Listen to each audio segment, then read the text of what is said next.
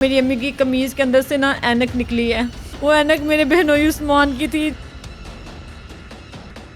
Doctor हमें मौके पे कहते हैं कि ये हमें एक्सीडेंट नहीं लग रहा, कोई और मामला लग रहा है। घर में मेरी बीवी के पास मोबाइल भी नहीं था, हमजा ही अपने मोबाइल से राब्ते करवाता था सारा कुछ। नाज़रीन, मैं हूँ आपका मेज़बान उमर बलोच और आप देख रहे हैं उर्दू वायरल। नाज़रीन, ये वो बदकिस्मत कमरा है जहाँ पे उस मकतूला का जो है वो मौत के घाट उतारा गया, उनका मर्डर किया गया, बेरहमी से उनका कत्ल किया गया। ये वो बेड है, ये मैट्रेस है, ये दिखाएं, मेरा कैमरामैन दिखा सके तो ये बेड, ये अभी तक उनके जो कपड़े वगैरह, ये जो रज़ाई वगैरह जहाँ पे वो लेटी हुई थी, बाकी सामान तो हमारी पुलिस ने जो है वो यहाँ पे पैक कर दिया है, इसमें बाकी शवाहिद हैं। लेकिन ये वो कमरा है कि जहाँ पे वो चीखती रहीं, चिल्लाती रहीं और उनसे बचती रहीं, लेकिन कातिलों ने जो है वो रहम नहीं खाया। और आप ये छींटे देख सकते हैं खून के, ऊपर भी दिखाएं। अभी तक ये दो तकरीबन मतलब काफ़ी दिन गुजर चुके हैं इस चीज़ को, लेकिन अभी भी जो है वो ये प्रोमिनेंट है। यहाँ पे निशान, ये ब्लड के जो है वो निशान है यहाँ पे। और ये वो रूम है कि जहाँ पे ये बर्बरियत ढाई गई, ये दरिंदगी के जो है वो यहाँ पे मुजाहिरे किए गए। और मैं कहता हूँ कि लानत है ऐसे लोगों पर कि जो लोग किसी की जो है वो जन्नत उजाड़ देते हैं लेकिन सोचते नहीं हैं। नाज़रीन, बाकी की कहानी इन बहन से जानेंगे। इन्होंने उनको गुस्ल दिया और तब इन्होंने जो है वो यहाँ पे क्या देखा, तब इन्होंने क्या पाया, लेकिन समझ नहीं सके क्योंकि सख्ते में थे, बहुत ज़्यादा शौक थे। लेकिन इनसे बात करके जानेंगे अगले मामला। अस्सलाम वालेकुम। वालेकुम अल्लाह सलाम। पाक आपको बहुत बहुत सब्र दे और अल्लाह पाक जो है वो आपको सब्र जमील दे। आपने गुस्ल दिया था अपनी वालिदा को? जी, मैंने गुस्ल दिया था अपनी अम्मी को। मेरे साथ एक आंटी थी, उन्होंने गुस्ल दिया, साथ कुछ रिश्तेदार थे। वो मुझे कह रहे थे कि आपने अपनी अम्मी को गुस्ल देना है। मैंने कभी कभी किसी को गुस्ल नहीं दिया, तो वो कहते बेटा आपने साथ मिल के अपनी अम्मी को गुस्ल देना है।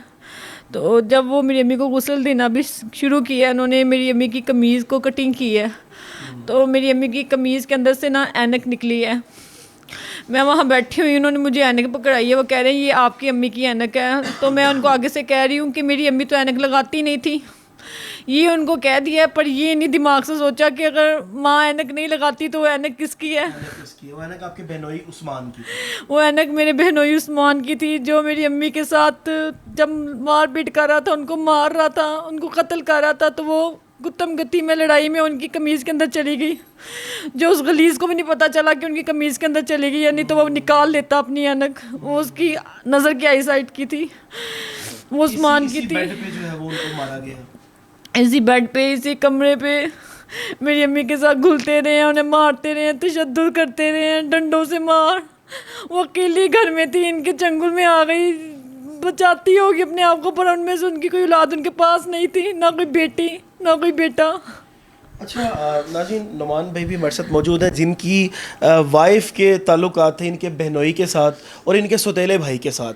ये देखिए कि कैसी कहानी है कि इसको समझाने के लिए भी दिमाग में ज़ोर डालना पड़ता है कि आपको समझाया जा सके। और मुझे शर्म आ रही होती है बताने के लिए कि शरीफ लोगों को ऐसे लोग आखिर किस तरह इनके पल्ले पड़े, जो इनकी बदकिस्मती का जो है वो रीज़न बन गए। लेकिन जो भी अल्लाह पाक उस खातून को जन्नतुल फिरदौस में आला मुकाम अता करे। उनके बेटे नुमान भाई मेरे साथ मौजूद है। नुमान भाई, इस सारा क्या मामला हुआ? और ये वो रूम है, यहाँ पर शायद आपका आने को भी दिल नहीं करता होगा, लेकिन लाना ज़रूरी है, आवाम को दिखाना ज़रूरी है ताकि इंसाफ के तकाजे पूरे हो सके। क्या मामला हुआ था भाई, इन्होंने मेरे बहनोई ने मुझे फ़ोन किया था 19 फरवरी को शाम को, मैं अपनी ड्यूटी पे था, कि अम्मी ना वॉशरूम में गिर गए हैं।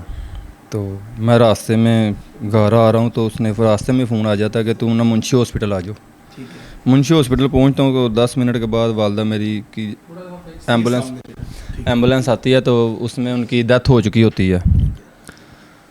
डॉक्टर हमें मौके पे कहते हैं कि ये हमें एक्सीडेंट नहीं लग रहा, कोई और मामला लग रहा है। पुलिस भी कहती है। तो मैं अपने बहनोई से रोते हुए कहता हूँ कि उस्मान भाई, डॉक्टर की बात का जवाब दें, ये क्या कह रहे हैं।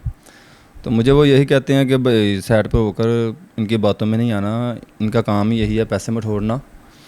तो मैं आपसे कह रहा हूँ कि अम्मी वॉशरूम में गिरी हैं, तो मैंने देखा सारा ब्लड इधर उधर लगा हुआ था वॉशरूम में।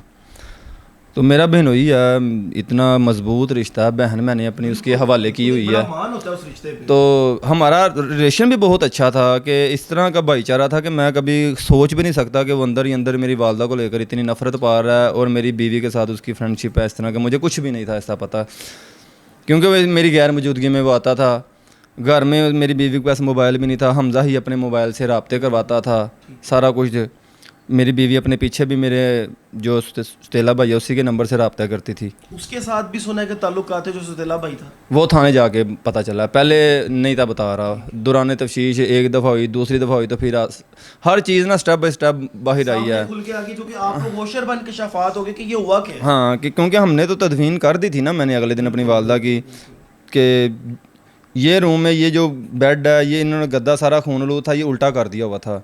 ये बेड शीट, ये जो आपको चीज़ें नज़र आ रही हैं खून मेरी ये वाले कपड़े, गद्दा, ये डब्बों के अंदर हैं, ये सारा इन्होंने इस बालकनी में अंदर फेंके हुए थे। ठीक है, सारा हाँ, ये छोटी सी बालकनी है कि आप देखेंगे ना शीशे से बाहर इतना नज़र भी नहीं आता। दिखाएं जी, अब इस बालकनी में शवाहिद सारे फेंक दिए थे कि हम बच जाएंगे, लेकिन कत्ल कभी भी छुपता नहीं। हाँ, तो यहाँ पे मेहमान हमारे आए हुए थे गाँव से, तो इतनी ज़्यादा औरतें थी, सारी इस रूम में बैठी हुई थी, कोई ज़मीन पे कपड़ा बिछा के इस तरह लेटे हुए हैं।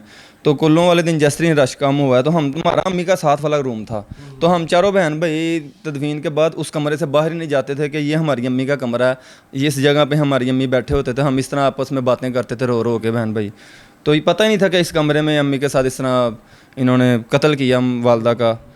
तो मेरे पास रिकॉर्डिंग आती है दूसरे दिन मेरी बीवी की और हमज़ा की, जिसमें ना वो मेरी वालदा को कत्ल का इरादा कर रहे हैं, प्लानिंग कर रहे हैं। हाँ जी, वो कह रहा है उसे हमज़ा के भाभी बंदे का अरेंज कदों करेंगी, तो वो कह रही है कि मैं घर जाऊंगी तो बंदे का अरेंज करूंगी।